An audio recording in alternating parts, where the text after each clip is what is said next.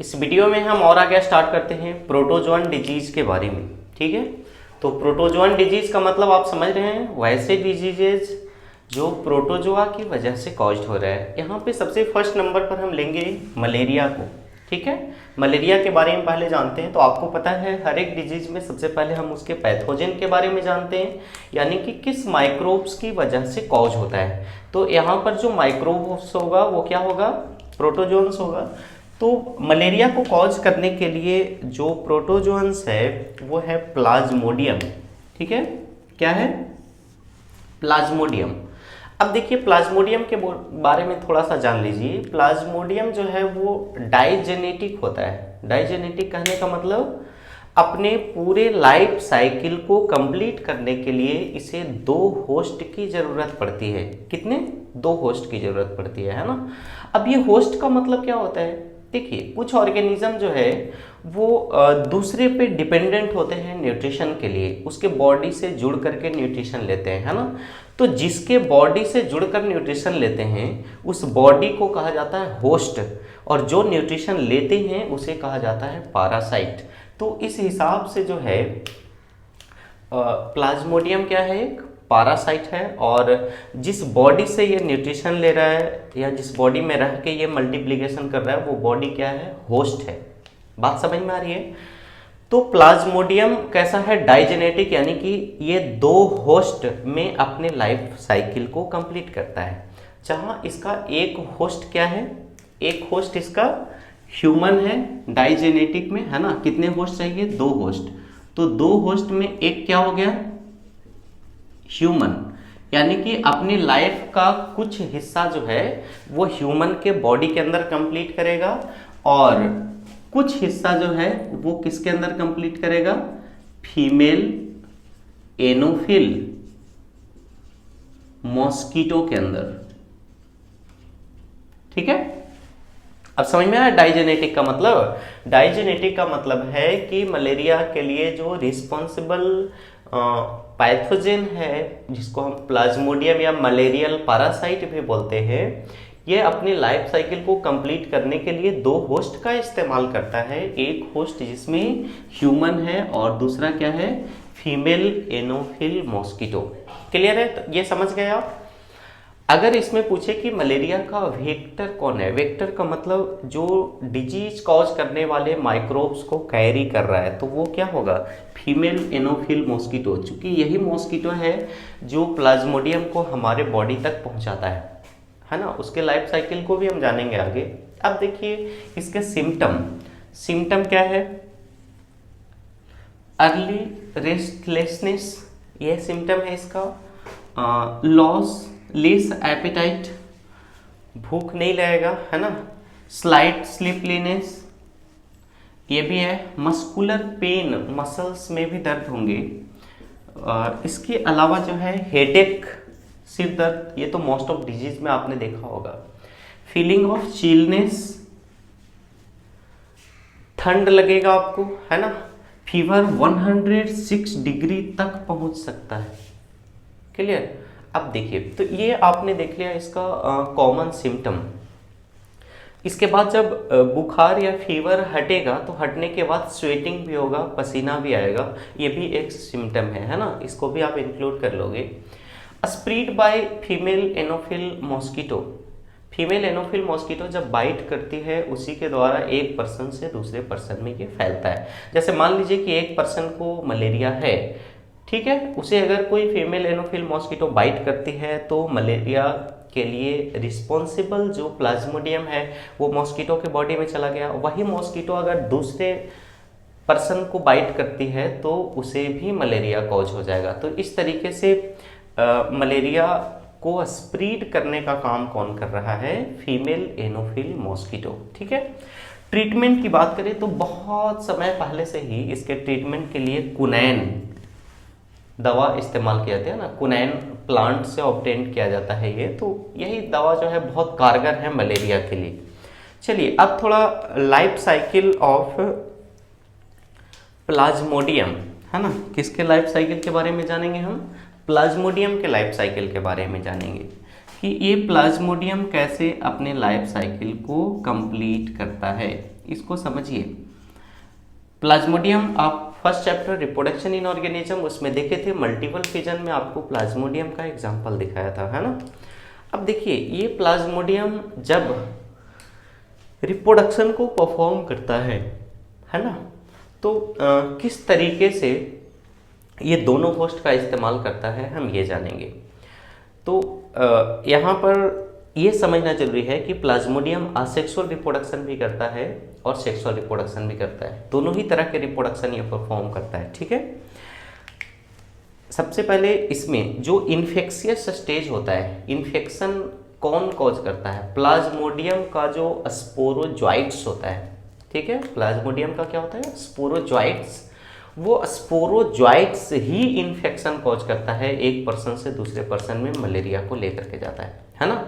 तो देखते हैं किस तरीके से ये करता है। When the mosquito bite another human sporozoites are injected with bite. जैसे अगर किसी पर्सन को है और उस पर्सन को बाइट करने के बाद अगर मॉस्किटो दूसरे पर्सन को बाइट करता है तो क्या करेगा? वो स्पोरोजॉइट्स को दूसरे पर्सन तक पहुंचा देगा, यानी कि मलेरिया कॉज कर दिया दूसरे पर्सन में भी। अब देखिए जब दूसरे पर्सन में मलेरिया ये बाइट कर दिया तब क्या होगा? Sporozoites reaches the liver through blood. क्योंकि मॉस्किटो जब बाइट करती है तो ब्लड को सक करती है, सॉरी करता नहीं करती है ना। जब ब्लड को सक करती है तो सक करते समय मॉस्किटो का स्लाइवा हमारे ब्लड में मिक्स होता है, जिसके साथ प्लाज्मोडियम का स्पोरोजॉइट्स भी हमारे ब्लड तक पहुंच जाते हैं, ठीक है। तो इस तरीके से जब दूसरे पर्सन को बाइट की तो स्पोरोजॉइट्स कहाँ पहुंच गया? हमारे ब्लड में। ब्लड से होते हुए ये कहाँ पहुंच गया? हेल्दी पर्सन के लीवर तक, ठीक है। अब लीवर के बाद क्या हुआ? The parasite reproduce asexually in liver cell, bursting the cell and releasing parasite into the blood. यानी कि यह क्या करता है कि लीवर में उसके जो सेल्स हैं, लीवर के सेल्स, वहाँ पे असेक्सुअल रिप्रोडक्शन करता है। असेक्सुअल रिप्रोडक्शन आपको पता है ये मल्टीपल फिजन से करता है, यानी कि एक प्लाज्मोडियम कई प्लाज्मोडियम को बनाएगा, फिर उतने सारे प्लाज्मोडियम नए सेल को इन्फेक्ट करेंगे, है ना। इस तरीके से असेक्सुअली वो रिप्रोडक्शन कर रहा है कहाँ? लीवर सेल में, और लीवर सेल को डैमेज भी करते जा रहा है। अब देखिए लीवर का काम क्या है?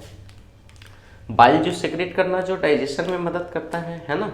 तो जब ये लीवर में इन कर गया और वहाँ पे इसके फंक्शन को डिस्टर्ब कर रहा है तो बाइल जूस का प्रॉपर सेक्रेशन नहीं होगा, और ऐसा होने की वजह से क्या होगा? भूख लगना बंद होगा, यानी कि मलेरिया के कोई सिम्टम दिखाई देना स्टार्ट हो जाएंगे, है ना। आगे देखिए इसके बाद ये चला आता है कहाँ? रेड ब्लड सेल में, ठीक है। रेड ब्लड सेल में भी ये क्या करता है? तो रेड ब्लड सेल में तो और बढ़िया है यार, न्यूक्लियस भी नहीं है ना, कोई कंट्रोल करने वाला ही नहीं है, ऐसा घर में प्रवेश कर गया कि आराम से रहिए, बिंदास रहिए, कोई मालिक ही नहीं है ना। तो वहाँ पे और इजीली वो मल्टीप्लिकेशन करता है, अपनी संख्या को बढ़ाता है और नए रेड ब्लड सेल को इन्फेक्ट करते जाता है, ठीक है। अब देखिए नए रेड ब्लड सेल को जब इन्फेक्ट करेगा, उसको डैमेज करेगा, तो रेड ब्लड सेल का काम क्या था? ऑक्सीजन को कैरी करना। ऑक्सीजन को कैरी होने से क्या होता है? एनर्जी रिलीज तभी होते हैं जब ऑक्सीजन सेल तक पहुंचते हैं। उसको ला कौन रहा है? उसको कैरी कौन कर रहा है? उसको कैरी कर रहा है रेड ब्लड सेल, है ना। तो रेड ब्लड सेल जब इसको कैरी कर रहा है और उसको ये डैमेज कर रहा है कौन? प्लाज्मोडियम। क्योंकि एक रेड ब्लड सेल में इन किया, मल्टीप्लिकेशन किया, उसको रप्चर किया, उसको बस्टिंग तोड़ दिया उसको, फिर नए रेड ब्लड सेल में इन्फेक्शन कॉज किया। तो रेड ब्लड सेल का नंबर अगर कमेगा तो जाहिर सी बात है ऑक्सीजन भी कम कैरी होगा, ऑक्सीजन कम कैरी होगा तो एनर्जी भी कम बॉडी को मिलेगा, और ऐसा होने से बॉडी वीक होगा, कमज़ोर होगा। तो नींद, सोए रहोगे, सुस्त पड़े रहोगे, थके हुए रहोगे, है ना। इस तरह के सिम्टम क्यों अराइज हो रहे हैं, समझ में आ रहा है। तो ये देखा आपने कि रेड ब्लड सेल में ये मल्टीप्लिकेशन स्टार्ट कर देगा, ठीक है। अब इसी रेड ब्लड सेल में असेक्सुअल रिप्रोडक्शन करते करते वो गैमेट का भी निर्माण करेगा, यानी कि स्पर्म और ओवम का भी फॉर्मेशन करेगा, ठीक है। अब मान लीजिए कि हमारे ब्लड में प्लाज्मोडियम के स्पर्म और ओवम बन चुके हैं, समझिए ये चीज़ समझ में आ रहा है ना। जब मॉस्किटो किसी हेल्दी पर्सन को बाइट करेगा, है ना, तो उसका स्पोरोजॉइट्स पहुंच गया कहाँ? ब्लड के थ्रू लीवर में, लीवर में जाकर के असेक्सुअली रिप्रोडक्शन किया, मल्टीप्लिकेशन किया, उसको डैमेज किया उसके सेल को, उसके बाद वो पहुंच गया रेड ब्लड सेल में, रेड ब्लड सेल में असेक्सुअल रिप्रोडक्शन भी किया और इसके अलावा गैमेट का भी निर्माण किया। अब देखिए हमारे ब्लड में गैमेट बन चुके हैं, किसके? प्लाज्मोडियम के, स्पर्म ओवम। अब मॉस्किटो अगर ब्लड को सक करती है, चूसती है ना, तो ब्लड को जब सक करती है तो मॉस्किटो के बॉडी में जो ब्लड पहुंचेगा उस ब्लड के साथ क्या पहुंचेगा? प्लाज्मोडियम का स्पर्म और ओवम दोनों पहुंचेगा साथ में, ठीक है। तो मॉस्किटो के बॉडी के अंदर पहुंच करके स्पर्म और ओवम क्या होते हैं? फर्टिलाइज्ड होते हैं। फर्टिलाइज्ड का मतलब जुड़ जाते हैं और जुड़ करके इसका निर्माण करते हैं, जाइगोट का। समझ में आ रहा है? अब देखिए मॉस्किटो जब ब्लड को सक्की, ब्लड के साथ स्पर्म और ओवम पहुंचा, किसका? प्लाज्मोडियम का, है ना, गैमेट पहुंचा प्लाज्मोडियम का, और मॉस्किटो के बॉडी के अंदर उसका फर्टिलाइजेशन हो रहा है, जाइगोट बन रहा है, ठीक है। अब उस जाइगोट से क्या होगा? यहाँ पे लिखा fertilisation and development takes place in the mosquito's stomach. उसके पेट में फर्टिलाइजेशन हुआ और जाइगोट का डेवलपमेंट हुआ, है ना। अब देखिए इसके बाद क्या हुआ? वो जाइगोट से स्पोरोजॉइट्स बने। क्या बने? स्पोरोजॉइट्स, है ना। और स्पोरोजॉइट्स स्टमक में बनने के बाद उसके स्लाइवरी ग्लैंड तक पहुंच गए। Sporozoite escape from intestine and migrate to the mosquito salivary gland. पेट में फर्टिलाइजेशन हुआ, स्टमक में फर्टिलाइजेशन हुआ, उसके बाद स्पोरोजॉइट्स बने, किससे? जाइगोट से। और वो स्पोरोजॉइट्स कहाँ माइग्रेट करके पहुंच गया? स्लाइवरी ग्लैंड में। अब देखिए स्पोरोजॉइट स्लाइवरी ग्लैंड में पहुंच चुका है। जब ये मॉस्किटो किसी पर्सन को बाइट करेगी तो क्या होगा? स्लाइवरी ग्लैंड में है तो स्लाइवा पहले सिक्रीट करेगी ब्लड में ताकि ब्लड क्लॉट ना करे, है ना। तो स्लाइवा के साथ क्या होगा? स्पोरोजॉइट्स भी ब्लड में पहुंच जाएगा, फिर ब्लड से लीवर में, लीवर से रेड ब्लड सेल में। इसी तरीके से ये प्लाज्मोडियम अपने लाइफ साइकिल को ह्यूमन में, ये सारे जो आप देख रहे हो इवेंट्स या फिर जो एक्टिविटीज़ आप देख रहे हो प्लाज्मोडियम का, ये ह्यूमन में हो रहा है, और ये एक्टिविटीज जो आप देख रहे हो ये किस में हो रहा है? मॉस्किटोज में। तो इस तरीके से देखा आपने कि प्लाज्मोडियम कैसे हमारे बॉडी में इन्फेक्शन कॉज करता है, कैसे अपना मल्टीप्लिकेशन करता है, ठीक है। तो ये कंप्लीट लाइफ साइकिल प्लाज्मोडियम का हमें याद रखना है। यहाँ पे मैंने इसका जो बताया पैथोजन वो क्या है? प्लाज्मोडियम, ठीक है। तो प्लाज्मोडियम का 3 जीनस होता है जो अलग अलग तरह का मलेरिया कॉज करता है। एक प्लाज्मोडियम वाइवेक्स, ठीक है, प्लाज्मोडियम मैलेरी जो ये है ना, और प्लाज्मोडियम फैल्सीपेरम, ठीक है। कितने हैं? 3। तो अगर ये क्वेश्चन आए कि सबसे सीरियस मलेरिया कौन कॉज करता है, तो प्लाज्मोडियम जो फैल्सीपेरम है ये कॉज मोस्ट सीरियस मलेरिया, है ना। सबसे सीरियस मलेरिया ये कॉज करता है, और इवन इस मलेरिया के केसेस में डेथ रेट भी बहुत ज़्यादा है, मोर्टेलिटी रेट भी बहुत ज़्यादा है। तो ये देख लिया आपने मलेरिया के बारे में। इसके बाद हम और आगे स्टार्ट, इसके बाद देखते हैं हम दूसरा प्रोटोजोअन डिजीज, और वो है अमीबायसिस, या फिर इसको और क्या कह सकते हैं हम? अमीबिक डायसेंट्री या इंटेराइटिस कह सकते हैं, है ना। तो सेकेंड जो प्रोटोजोअन डिजीज है वो क्या है? अमीबायसिस, जिसको हम लोग और क्या कह रहे हैं? अमीबिक डायसेंट्री या इंटेराइटिस कह रहे हैं, है ना। सबसे पहले हम यहाँ पर भी इसके पैथोजन के बारे में जानेंगे। तो पैथोजन का मतलब अब तो आपको पता है, जिसका माइक्रोब्स की वजह से डिजीज कॉज हो रहा है ना। तो इसका पैथोजन क्या हो गया?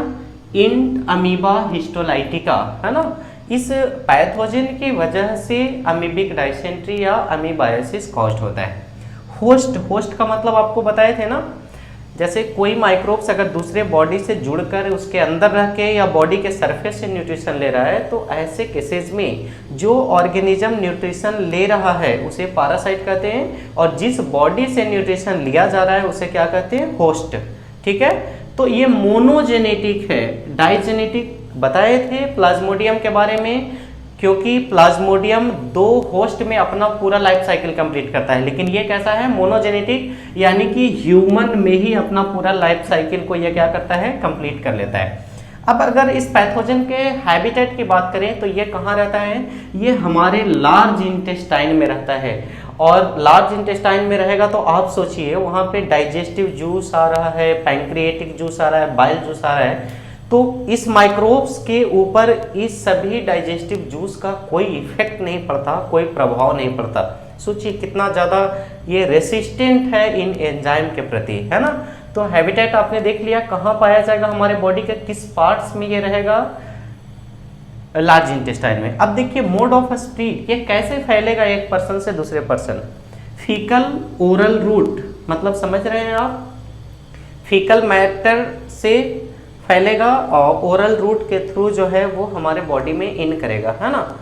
चलिए इसके बाद सेक्सुअल ट्रांसमिशन भी इस डिजीज का होता है। इसके अलावा वेक्टर जैसे फ्लाइज, मक्खी है या कॉकरोच, है ना। जैसे मान लीजिए कि कहीं पे कोई फीकल मैटर रिलीज कर दिया है कोई पेशेंट, तो वहाँ पे कोई कॉकरोच जाती है या फ्लाइज मक्खी जाती है, उड़ करके फूड पे आती है, खाने पे आती है, तो उस तरह से भी वो इन्फेक्शन फैला सकती है, इसका ट्रांसमिशन कर सकती है, स्प्रेड कर सकती है डिजीज़ को।